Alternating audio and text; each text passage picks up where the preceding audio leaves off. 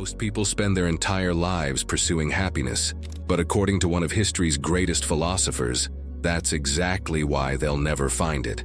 It's a strange truth that Danish philosopher Søren Kierkegaard discovered after experiencing his own heartbreak. The more desperately you chase happiness, the faster it runs away from you. Think about it.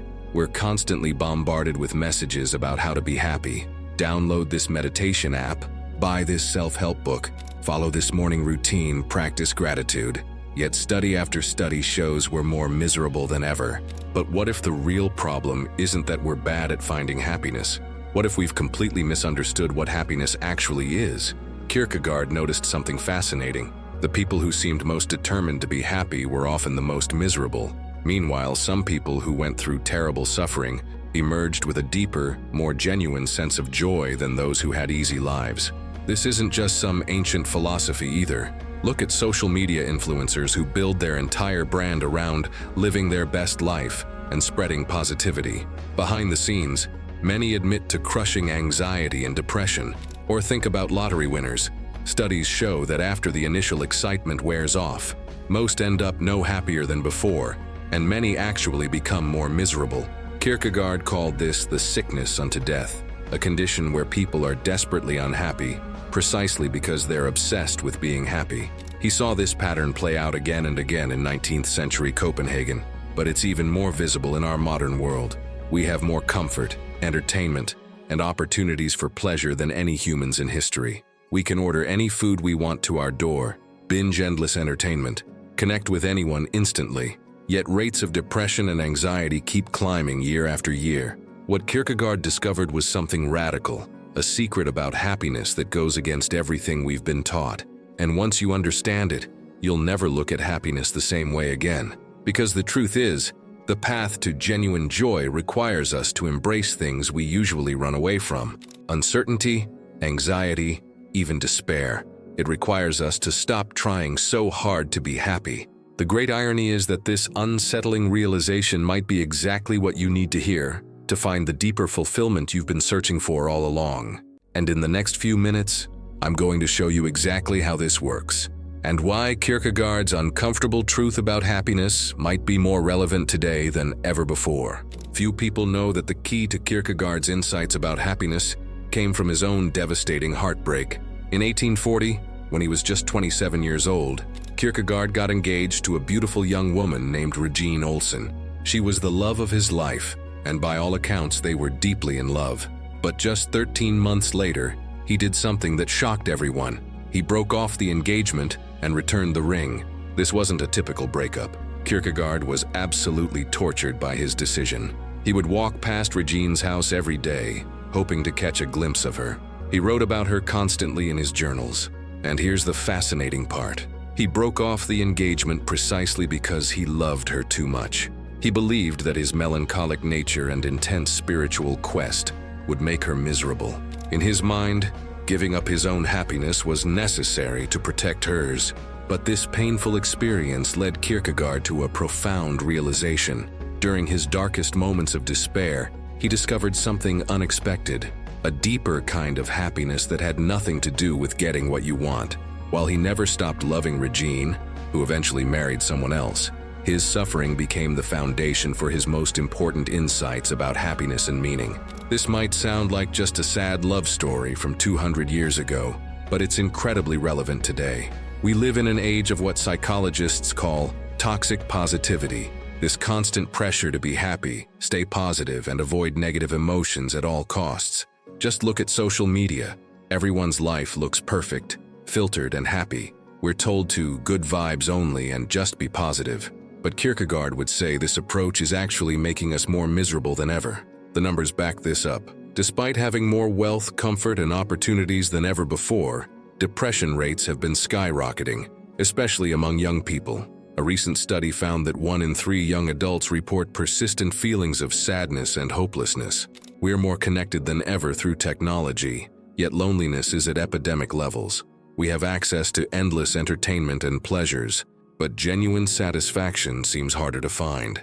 This is exactly what Kierkegaard predicted would happen when we misunderstand the true nature of happiness. He saw that treating happiness as something you can chase and capture like buying the right things or following the right steps, was a recipe for despair.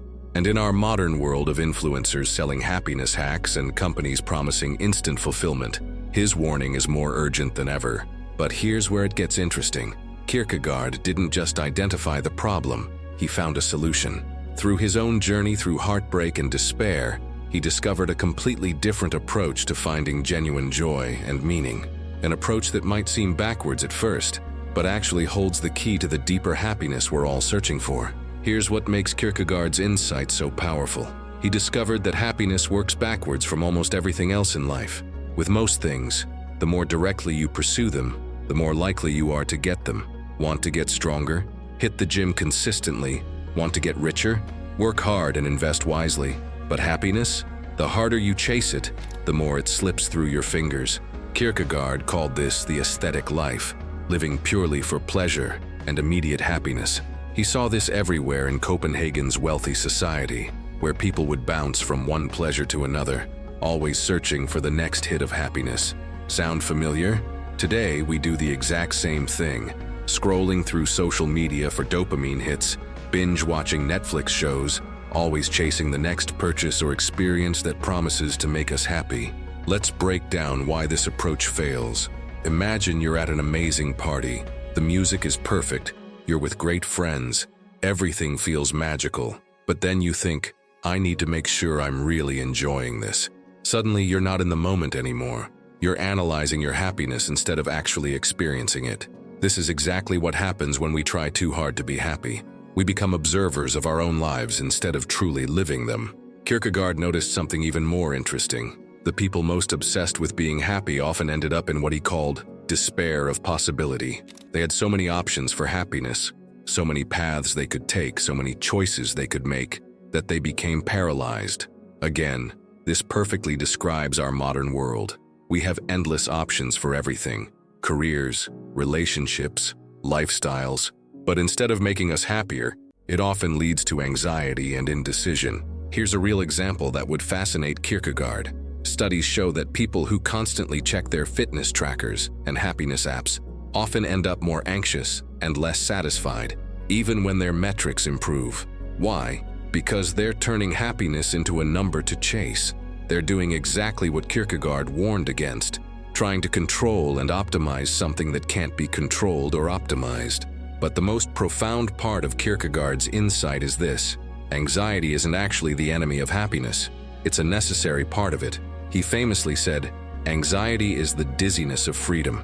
When we feel anxious, it's often because we're facing real choices that matter.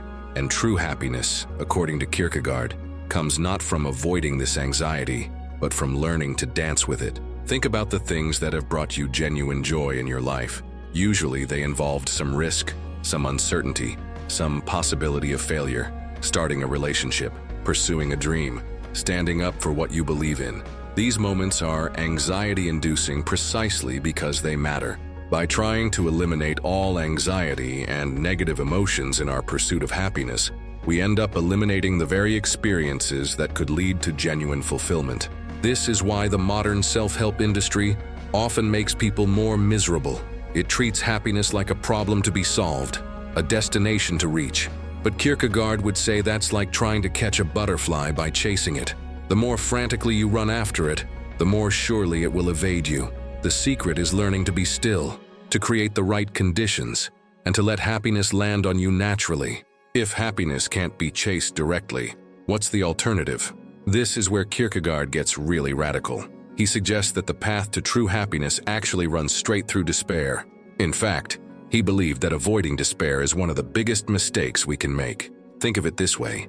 Most people live in what Kierkegaard calls unconscious despair. They distract themselves with endless entertainment, scroll through social media, or stay busy with work. Anything to avoid facing their deeper questions and doubts. It's like having a splinter but constantly taking painkillers instead of removing it. The pain might be gone, but the real problem remains untreated. Kierkegaard mapped out 3 stages of life that people can live in. First, there's the aesthetic stage, where people live purely for pleasure. This is your friend who's always chasing the next party, the next relationship, the next shopping high. They might seem happy on the surface, but there's a hollowness to it. Then there's the ethical stage, where people find meaning in following rules and doing their duty. This is more mature, but still not the full picture. But here's where it gets interesting. To reach the third stage, the religious stage, which isn't necessarily about traditional religion, you have to go through what Kierkegaard calls the dark night of the soul. You have to face your despair head-on. This isn't just being sad or depressed. It's about confronting the big questions about existence that we usually avoid. Let's make this concrete. Consider someone going through a midlife crisis. The typical response is to buy a sports car or start dating younger people. Classic aesthetic stage behavior. But Kierkegaard would say the midlife crisis is actually an opportunity. By facing the despair of realizing that your life might not be what you wanted, you can finally start asking the real questions about what truly matters to you. Modern psychology is finally catching up to what Kierkegaard knew 200 years ago. They call it post-traumatic growth, the idea that going through difficult experiences can actually lead to deeper happiness and meaning. Studies show that people who face their struggles head-on often end up more resilient and fulfilled than those who try to avoid all negative emotions. Look at social media cancel culture. It's the perfect example of what happens when we try to eliminate all discomfort and disagreement from our lives. We end up in echo chambers, afraid to face any ideas that might make us uncomfortable. But Kierkegaard would say this fear of despair is exactly what keeps us from growing into who we could be. This doesn't mean we should seek out suffering. That's not the point. The point is that when despair comes, and it will come, we shouldn't run from it. Every time you feel that existential anxiety, that questioning of your life's direction, that's not a sign something's wrong. It's an invitation to go deeper, to move beyond the surface-level happiness that never quite satisfies. Remember, Kierkegaard's own greatest insights came from his deepest despair over losing Regine. By fully feeling that pain instead of trying to escape it, he discovered something profound about the nature of existence and happiness itself. Sometimes the darkest moments are actually doorways to the light, but only if we have the courage to walk through them. So what happens after you stop chasing happiness and embrace despair? This is where Kierkegaard introduces his most powerful idea, authentic existence. He believed that true happiness comes not from trying to be happy, but from becoming who you truly are. And this is much harder than it sounds. Here's the problem. Most of us don't actually know who we are. We're too busy comparing ourselves to others. Kierkegaard saw this in his time with people trying to copy what the cultured society did, but it's even worse today. Think about Instagram influencers. Millions of people trying to live the same aesthetic life, wear the same clothes, take the same photos at the same places. Kierkegaard would look at this and say, this is mass self-deception on an unprecedented scale. But authentic existence isn't just about being different or unique. Kierkegaard used a fascinating metaphor. He said most people are like houses where nobody's home. They have a nice exterior that they show to the world, but inside there's no real self present.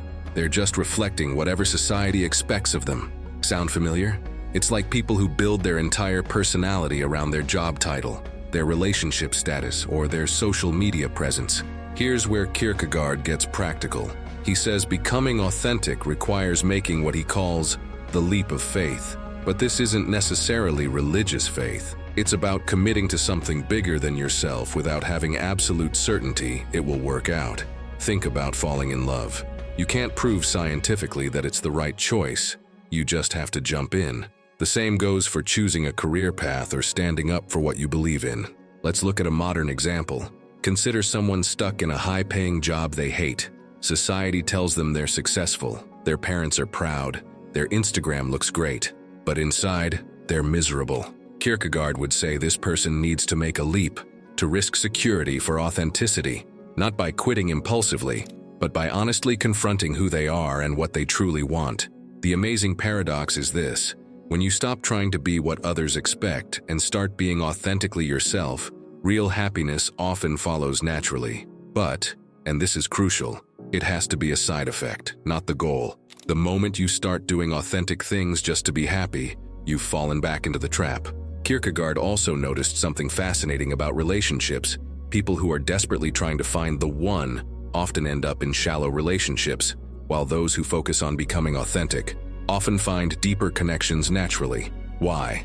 Because authentic people attract authentic connections. When you're truly yourself, You naturally draw in people who appreciate the real you, not just the image you're trying to project. This explains why so many successful people still feel empty inside. They achieved everything society told them would make them happy: the career, the house, the perfect family, but they did it all while playing a role, never really being themselves. Kierkegaard would say they built a perfect life for someone else, not for who they truly are. The scariest part about authentic existence is that there's no manual, no 5-step plan, no guaranteed outcome. You have to write your own story. But that's also the most liberating part. True happiness comes from authoring your own life, not copying someone else's.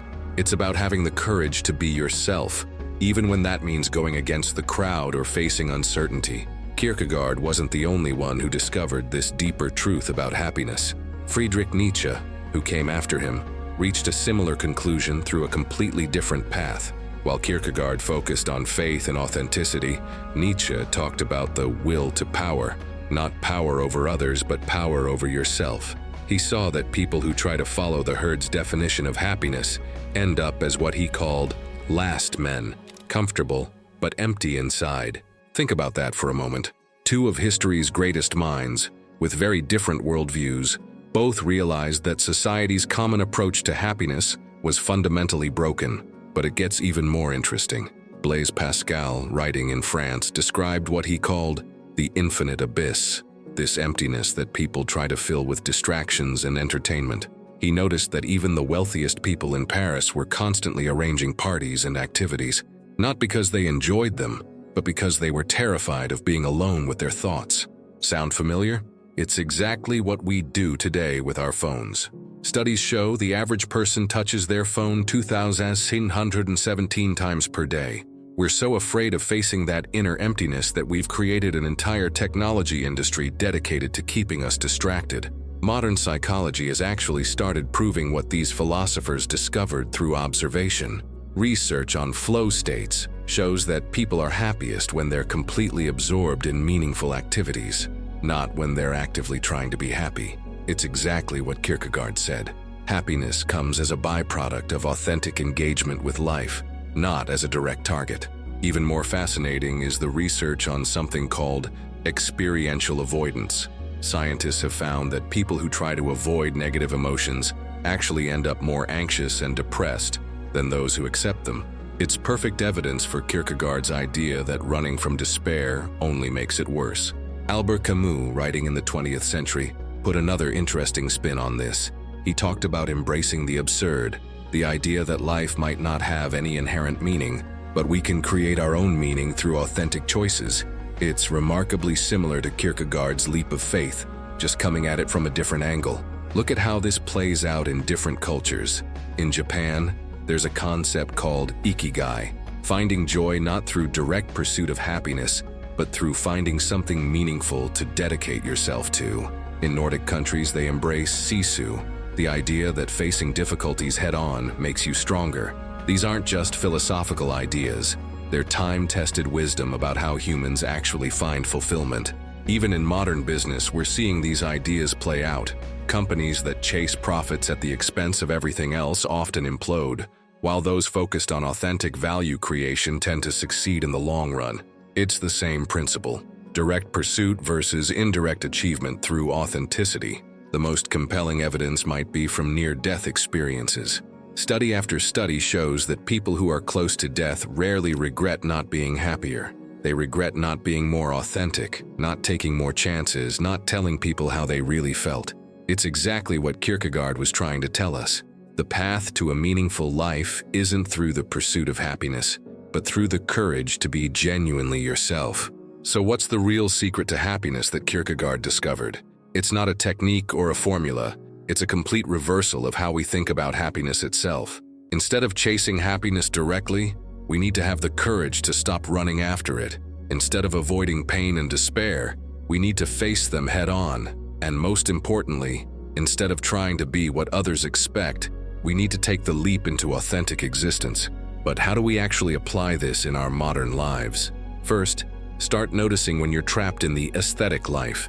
Every time you mindlessly scroll through social media, every time you buy something just to feel better, Every time you avoid difficult emotions with distractions, catch yourself. These aren't accidents. They're symptoms of running from authentic existence.